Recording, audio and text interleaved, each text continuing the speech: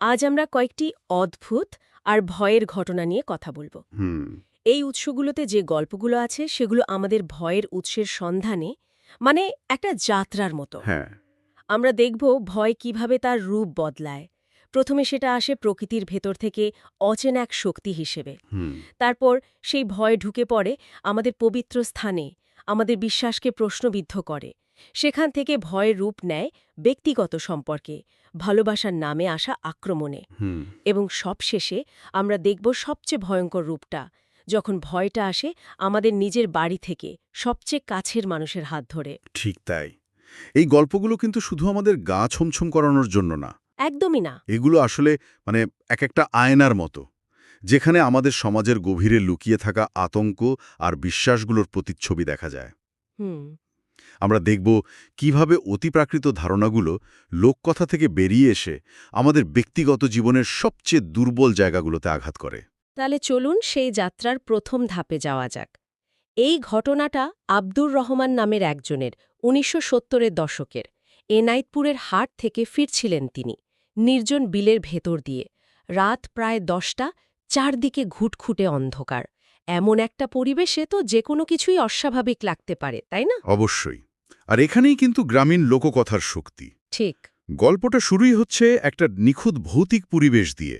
নির্জন বিল, রাত, সাই সাই বাতাস। কিন্তু তিনি যা দেখলেন তা শুধু অস্বাভাবিক ছিল না, প্রকৃতির নিয়মকেই যেন চ্যালেঞ্জ করছিল। কিন্তু আসল ভয়টা শুরু হয় একটা খুব সাধারণ দৃশ্য দিয়ে।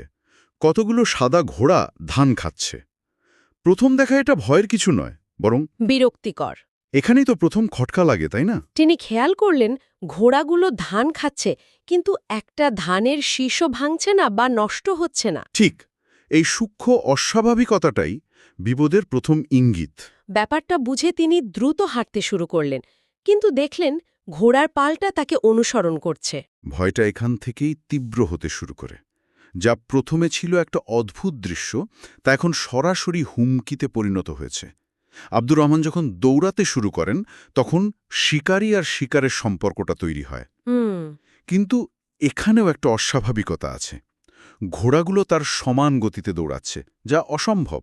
এর মানে হলো এই সত্তাগুলো শুধু তাকে ভয় দেখাচ্ছে না, তার সাথে এক ধরনের খেলা খেলছে। আর আমার কাছে সবচেয়ে অদ্ভুত লাগছে ঘোড়াগুলোর কথা বলাটা। যখন বেদেদের নৌকাটাকে উদ্ধার করে তখন ঘোড়াগুলো মানুষের মতো গলায় কথা বলে তাকে পাড়ে নামিয়ে দিতে বলে। হ্যাঁ। এটা কি শুধু ভয় দেখানোর কৌশল, নাকি এর কোনো প্রতীকী অর্থ আছে? যেমন মানুষের ভাষায় কথা বলে তারা কি বোঝাতে চাইছে যে এই জগতের নিয়মকানুন তাদের জন্য প্রযোজ্য নয়? এটা একটা চমৎকার প্রশ্ন। আমার মনে হয় দুটোই। মানুষের ভাষায় কথা বলাটা এই সত্তাগুলোকে সাধারণ ভূত বা অশরীরী আত্মা থেকে আলাদা করে দেয়। আচ্ছা। এটা প্রমাণ করে যে তারা বুদ্ধিমান, তাদের উদ্দেশ্য আছে এবং তারা প্রতিহিংসাপরায়ণ। প্রকৃতির নিয়ম ভাঙা আর মানুষের বৈশিষ্ট্য ধারণ করা, এই দুটো মিলিয়ে তারা নিজেদের জাগতিক জগতের ঊর্ধ্বে প্রতিষ্ঠা করে। আর বেদে সম্প্রদায়ের ভূমিকা? সেটাও লক্ষণীয়। লোককথায় তারা প্রায়ই জাগতিক আর অতিপ্রাকৃত জগতের মাঝখানের সেতু হিসেবে কাজ করে। প্রথম গল্পে ভয়টা ছিল প্রকৃতির এক নিমজ্জনীয় শক্তি, যা আমাদের চীনা জগতের নিয়ম ভাঙে। কিন্তু কি হয় যখন ভয়টা এমন এক জায়গা থেকে আসে যাকে আমরা সম্মান করি, পবিত্র বলে মানি? ঠিক। ঠিক এই প্রশ্নটায় আমাদের দ্বিতীয় ঘটনার কেন্দ্রে, যা রাসেল নামের এক তরুণের সাথে এক কবরস্থানে ঘটেছিল। আর সময়টাও খুব গুরুত্বপূর্ণ। ভোরবেলা, যখন আলো আর অন্ধকারের সীমানাটা আবছা হয়ে আসে। লোকবিশ্বাসে এই সময়টাকে দুই জগতের পর্দা সরে যাওয়ার মুহূর্ত হিসেবে দেখা হয়। আর কবরস্থান তো পোটেনশিয়ালি এমন একটা জায়গা যা ভয় আর শ্রদ্ধার জন্ম দেয়। একদম। সেখানে এমন কিছু দেখা যা দেখার কথা নয়, তা মানুষের বিশ্বাসের ভিত্তিকেই নাড়িয়ে দেয়। আর রাসেল দেখেছিল তাই। সাদা পোশাক পরা দুজন লোক একটা নতুন কবরে ৫টা লাশ দাফন করছে। উফ, একটা কবরে একাধিক লাশ। হ্যাঁ, এই দৃশ্যটাই তো অপবিত্রতার চূড়ান্ত প্রতীক। এটা প্রচলিত ধর্মীয় ও সামাজিক রীতির সম্পূর্ণ পরিপন্থী। ঠিক। এটা শুধু একটা ভূতের গল্প নয়, এটা পবিত্রতার অবমাননার গল্প। ওই লোক দুটোর জ্বলন্ত চোখ আর রাসেলের উপর তার পরবর্তী প্রভাব, তার জ্ঞান হারানো এবং পাগলের মতো আচরণ করা। এই সবই প্রমাণ করে যে সে এমন এক নিষিদ্ধ সত্যের সাক্ষী হয়ে গেছে যা তার মন বহন করতে অক্ষম। সে বারবার বলতে থাকে, যা দেখেছিস ভুলে যা ভুলে যা। এটা যেন ওই অশুভ শক্তিটাই তার মুখ দিয়ে কথা বলছে। তাহলে কি তার স্মৃতি মুছে যাওয়াটা এক ধরনের মানসিক প্রতিরক্ষা ব্যবস্থা? পরে যখন কবিরাজের চিকিৎসায় সে সুস্থ হয়, তখন ওই রাতের কোনো ঘটনাই তার মনে ছিল না। এটা শুধু একটা গল্পের কৌশল নয়, এর একটা গভীর মনস্তাত্ত্বিক ব্যাখ্যা আছে। যখন কোনো অভিজ্ঞতা এতটাই ভয়াবহ হয় যে তা আমাদের বাস্তবতার ধারণাকে ভেঙে দেয়, তখন মন নিজেকে বাঁচাতে সেই স্মৃতিটাকেই মুছে ফেলে। কিন্তু প্রশ্নটা হলো, সে কি সত্যিই ভুলে গেছে, নাকি তার চেতনার গভীরে সেই ভয়টা চিরদিনের জন্য চাপা পড়ে রইল? আর কবিরাজের রহস্যজনক অন্তর্ধান এই প্রশ্নটাকে আরও ঘনীভূত করে। তিনি কি সেই অশুভ শক্তিকে পরাজিত করেছেন, নাকি নিজেই তার শিকার হয়েছেন? এই অমীমাংসিত রহস্যটাই গল্পটাকে আরও শক্তিশালী করে তোলে। আমরা দেখলাম ভয় কিভাবে আমাদের পবিত্র স্থানকে অপবিত্র করতে পারে। এবার আমরা দেখব ভয় কিভাবে ভালোবাসার রূপ ধরে আসে, যখন প্রেম আর অধিকারবোধের মধ্যেকার রেখাটা মুছে যায়। তৃতীয় গল্পটা পারুল নামের এক মেয়েকে নিয়ে, যাকে ঘিরে আশিক জিনের এক লোককথা তৈরি হয়েছে। এই আশিক জিনের ধারণা শুধু একটা ভয়ের গল্প নয়, এটা আসলে সমাজের অবদমিত আকাঙ্ক্ষা আর নিয়ন্ত্রণের ভয়কে তুলে ধরে। যে প্রেম সমাজের চোখে নিষিদ্ধ বা অতিরিক্ত আবেগপ্রবণ, তাকেই যেন এই ইতিপ্রাকৃত সত্তার রূপ দেওয়া হয়। পারুলের জন্য যত সম্বন্ধ আসে, সবগুলোই কোনো না কোনো ভয়ঙ্কর দুর্ঘটনার কারণে ভেঙে যায়। এখানে ভয় আর ভালোবাসা মিলেমিশে একাকার। আর শেষ পাত্রপক্ষের পরিণতি ছিল সবচেয়ে ভয়ঙ্কর। হ্যাঁ, পাত্রটিকে গাড়ির বাইরে মৃত অবস্থায় পাওয়া যায়, গলায় শ্বাসরোধ করার মতো নীলচে দাগ। উফ! এরপরে গ্রামের সবাই নিশ্চিত হয়ে যায় যে পারুলের উপর কোনো অশুভ সত্তার ছায়া আছে। কিন্তু আমার কাছে সবচেয়ে ভাবনার বিষয় হল পারুলের প্রতিক্রিয়া। এত বড় একটা ঘটনার পর সে ছিল আশ্চর্যজনকভাবে শান্ত। পারুলের এই অস্বাভাবিক শান্ত থাকাটাই গল্পের সবচেয়ে রহস্যময় অংশ। এটা আমাদের ভাবতে বাধ্য করে, সে কি নিছকই একজন ভুক্তভোগী, নাকি এই ঘটনার একজন নীরব অংশীদার? মানে, তার এই নির্লিপ্ততা হয়তো সেই অশুভ শক্তির কাছে তার আত্মসমর্পণেরই প্রতীক।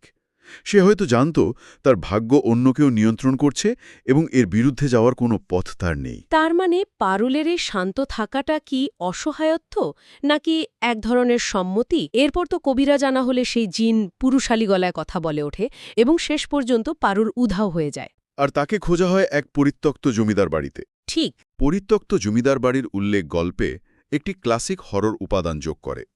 এই ধরনের জায়গাগুলোকে প্রায়শই দুই জগতের সংযোগস্থল হিসাবে দেখানো হয়।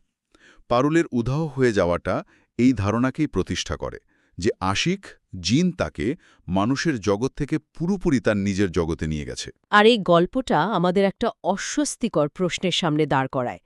পারুল কি অপৃত হয়েছে, নাকি সে স্বেচ্ছায় চলে গেছে? ঠিক তাই। এতক্ষণ আমরা যে ভয়গুলোর কথা বললাম, সেগুলো লোককথা বা অতিপ্রাকৃত জগতের। কিন্তু সবচেয়ে ভয়ঙ্কর রূপটা হয়তো তখনই আসে যখন ভয়টা আসে আমাদের নিজের বাড়ি থেকে, সবচেয়ে কাছের মানুষের হাত ধরে। আমাদের শেষ ঘটনাটা ঠিক এমনই এক বিশ্বাসঘাতকতার গল্প, একজন পুলিশ সদস্যের অভিজ্ঞতা। এই গল্পটা ভয়কে লোককথা থেকে বের করে এনে একেবারে ব্যক্তিগত এবং পারিবারিক পরিসরে স্থাপন করেছে। একদম। এখানে বিশ্বাসঘাতকতা এবং মানসিক নির্যাতনই হল মূল আতঙ্ক। যখন সবচেয়ে কাছের এবং বিশ্বস্ত মানসিক ক্ষতির কারণ হয়ে দাঁড়ায়, তখন সেই ভয় অনেক বেশি যন্ত্রণাদায়ক হয়। কালো জাদুর বিভিন্ন উপকরণ, যেমন খাটের নিচে রাখা কাপড়ের টুকরো, বালিশের মধ্যে কাফনের কাপড় বা খাবারে চুল, এগুলো আসলে মানসিক হিংসারই বাস্তব রূপ। আর তার শারীরিক প্রভাবও ছিল মারাত্মক। নাক দিয়ে রক্ত পড়া, শরীর শুকিয়ে যাওয়া এবং রাতে ছায়ামূর্তিদের দ্বারা শারীরিক নির্যাতনের শিকার হওয়া। তিনি বলছেন, এক রাতে তিনি দেখেন কালো বিড়াল তার বুকের ওপর থেকে গড়িয়ে পড়া রক্ত চেটে খাচ্ছে। এই দৃশ্যগুলো যতটা না ভৌতিক, তার চেয়ে বেশি মনস্তাত্ত্বিক নির্যাতনের প্রতীক। একদম। এই গল্পে কালো জাদু শুধু একটি মাধ্যম, আসল অস্ত্র হল ঘৃণা এবং প্রতিশোধ। এখানে ভয়টা কোনো জিন বা ভূতের নয়, ভয়টা হল ভালোবাসার সম্পর্ক কিভাবে ধীরে ধীরে বিষাক্ত হয়ে উঠতে পারে তার। সবচেয়ে চিলিং অংশ হল তার স্ত্রীর প্রতিক্রিয়া। ঠিক তাই। যখন তিনি বাঁচার জন্য তার স্ত্রীর কাছে আকুতি জানান, তখন তার স্ত্রী শীতলভাবে উত্তর দেয়, যেমন কর্ম তেমনই তো হবে। এর তৈরি শীতল প্রতিশোধ। এই গল্পটি দেখায় যে অনেক সময় অলৌকিক ভয়ের চেয়েও মানুষের তৈরি ভয়, বিশ্বাসঘাতকতার ভয় অনেক বেশি যন্ত্রণাদায়ক হতে পারে। এটি প্রমাণ করে যে সবচেয়ে বড় দানব হয়তো আমাদের বাইরে নয়, আমাদের সম্পর্কের ভেতরেই লুকিয়ে থাকে। এই সমস্ত ঘটনা বিশ্লেষণ করে একটা বিষয় স্পষ্ট: ভয় নানা রূপে আমাদের সামনে আসে। কোথাও তা প্রকৃতির নিয়মবেয়াসীর শক্তি, কোথাও বিশ্বাসের অবমাননা, কোথাও বা ভালোবাসার নামে আসা দখলদারিত্ব, আবার কখনো তার সবচেয়ে কাছের মানুষের বিশ্বাসঘাতকতার ফল। এবং প্রতিটি গল্পে একটি সাধারণ সূত্র রয়েছে: অসহায়ত্ব। মানুষ যখন এমন পরিস্থিতির মুখোমুখি হয় যা তার জ্ঞান, বুদ্ধি বা নিয়ন্ত্রণের বাইরে, তখনই সে অতিপ্রাকৃত ব্যাখ্যা খুঁজতে শুরু করে। কিন্তু প্রশ্নটা হলো, এই অদৃশ্য শক্তিগুলো কি আসলেই বাইরের জগৎ থেকে আসে, নাকি সেগুলো আমাদের ভেতরেরই কোনো চাপা পড়া আতঙ্ক?